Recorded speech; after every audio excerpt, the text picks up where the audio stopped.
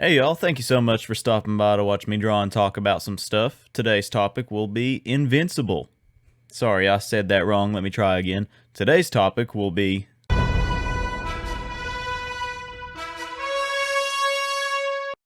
Anyway, Invincible is by far one of the best ongoing stories in the superhero genre right now. I would venture to say it's probably the best for the last little while, with Marvel continually dropping the ball and DC seemingly being incapable of picking up the ball. Invincible has proven the myth of superhero fatigue completely untrue. As people are not tired of superhero media, they are tired of mediocre superhero media, and Invincible is quite the opposite, especially this last season in particular. After watching some of the absolutely insane things that happened at the end of Invincible Season 3, I knew that I was going to have to take some time out to draw and talk about Invincible. So without further ado, let's get into it. Just real quick, this review will contain spoilers for the first 3 seasons of Invincible. You have been warned. It's a very good show, so if you don't want it to be spoiled, go take a look at it and come back and see what I have to say. To start off, this season did have some of, if not the best episodes of the entire show up to this point, but that doesn't mean it was perfect, because I also believed it had some of my least favorite episodes of the show up until this point, towards the middle of the season, where not a whole lot was going on, and I felt like we were kind of biding for time. These episodes being the one where Mark and Eve are dealing with the entire gang situation with the robot dragon guy and the stone guy. I completely forgot their names at this point. And although I'm sure that they will have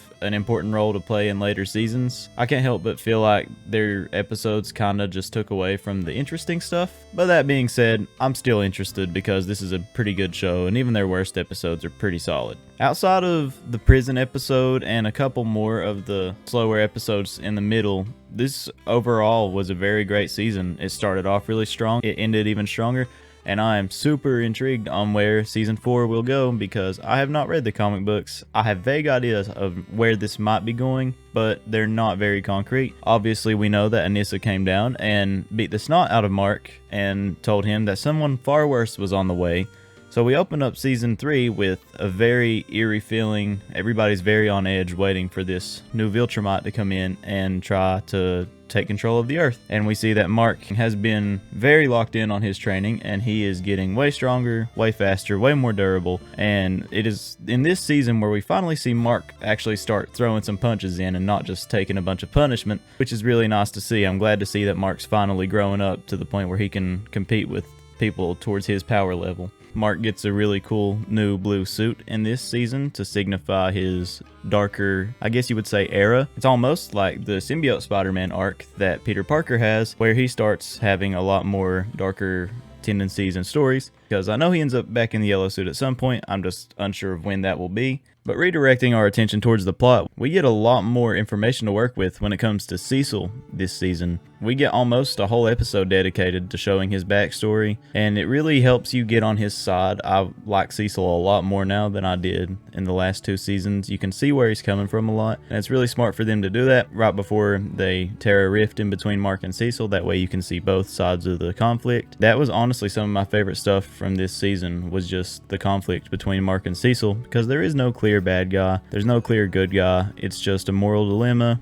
and you can understand where both sides are coming from. I personally found myself siding with Cecil a lot more. I don't know what that says about me as a person, but I generally thought that it's not completely unfair of Cecil to try to take precautions against Mark after seeing the destruction that Nolan and Anissa did. So I think he was valid in his fear, but I don't think he was entirely valid in planting a bomb in Mark's head. But after that whole situation climaxed, the bomb was removed from his head, and, Mark and Cecil didn't have much to do with each other after that point, up until the end where they kind of reconciled, and Cecil did probably the dumbest thing that anybody in the show has or ever will do. We have a lot of Powerplex in this season. Aaron Paul voices him, which is really funny because all I hear when he's screaming and crashing out is I hear Jesse Pinkman just crashing out a lot. And you can't help but feel bad for the guy because obviously the whole entire incident in Chicago. I really like it when a victim of collateral damage like Zemo in the Marvel Cinematic Universe turns out to be a villain because of the wrongs that they have endured from the superheroes in their big grand superpowered battles. And I thought Powerplex is no different. Aaron Paul was a great option to voice the character. I generally think that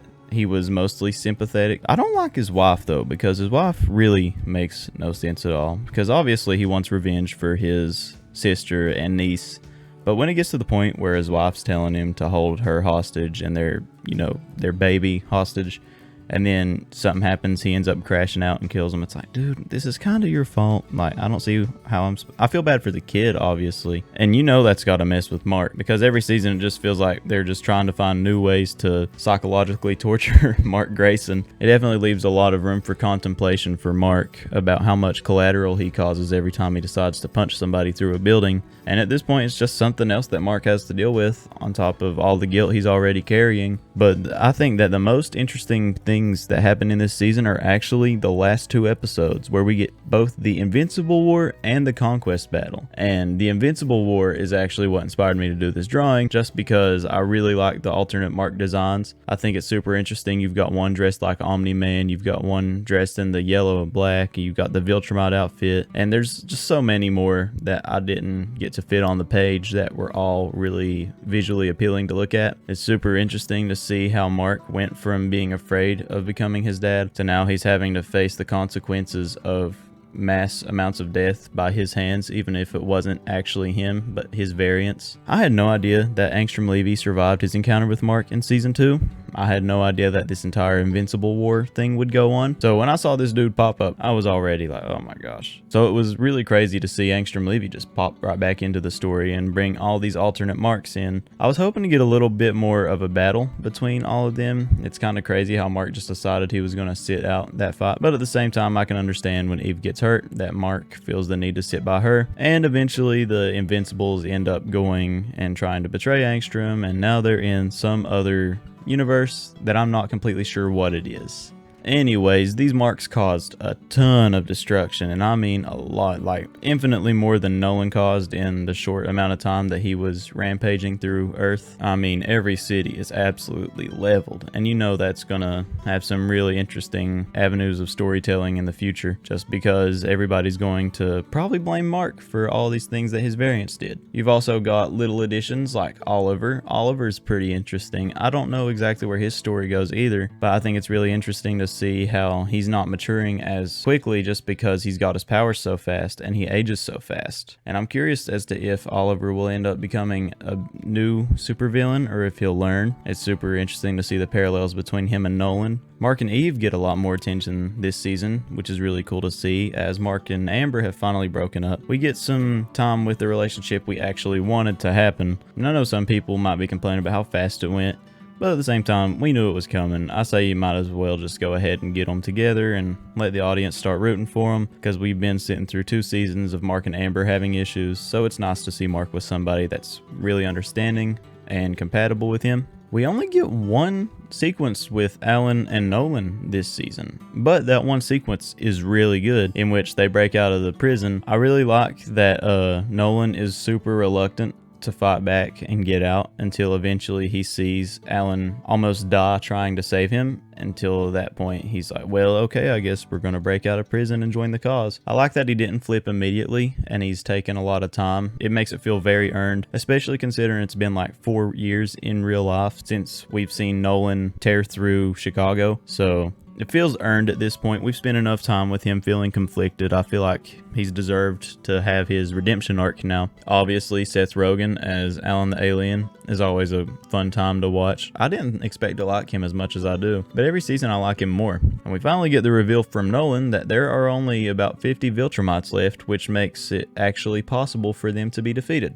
So I'm definitely excited to see where that goes. I'm excited to see the reunion between Nolan and Mark and Oliver and how that whole battle is going to ensue. I'm kind of just waiting for some Viltrumite action, And speaking of Viltrumite action, we get a ton of it in that last episode, and I've got to say it is probably my favorite episode of the show. And I think it makes a lot of sense to have Conquest, show up in the worst possible time imaginable. Like, Invincible's still dealing with the fallout of all of his variants coming in and messing his home planet up, just to look up in the sky and see this absolutely massive, hardened warrior from a race of aliens that are very much there to conquer. And that entire battle is kind of a wake-up call of why the animation is so choppy in certain areas of the show because I feel like most of their time went into this battle at the end, which is completely fine by me because I think they did a really good job, and I'm glad that they got this right because from what I hear, it's one of like the top 3 biggest battles in the entire,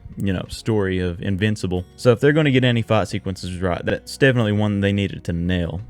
And you also get a lot of character drama between Oliver and Eve as they almost die in the encounter, until eventually Conquest is defeated after a very long episode of just fighting and fighting and fighting. I'm glad that they made it seem like a really tough fight battle, as all 3 people that came in contact with Conquest barely escaped with their lives, and Conquest still didn't even die. With Conquest being defeated, that leaves me extremely excited for some more Viltrumite action in Season 4 because I know that is going to be absolutely epic to see. I love the entire Mark fighting the Viltrumites plotline. I wish that we got a little bit more of that, but the little bit we did get was absolutely flawless and perfect, and I wouldn't change anything about that. Overall, this season was a very solid entry, if not probably the best entry since Season 1, maybe even better, you decide. I personally think it's about on level with Season 1, and I am very satisfied and optimistic for the future of Invincible, because we know that we are getting Season 4 sometime in 2026, and that's going to be really exciting. I'm going to tune in every week as soon as the episodes drop, just like I did this time. If they make 10 more seasons of this show, as long as it's half as good as this season was, I'll continue to watch and I will continue to support because I love having me some really good superhero media. Anyways, I believe that is all I have to say about Invincible Season 3. So if you've enjoyed watching me draw and talk about Invincible, please consider subscribing and stick around because chances are we probably have more shows in common than just this one. And I'd like to thank you so much for taking some time out of your day to watch me draw and talk about some stuff, and I'll see you next time. Bye bye.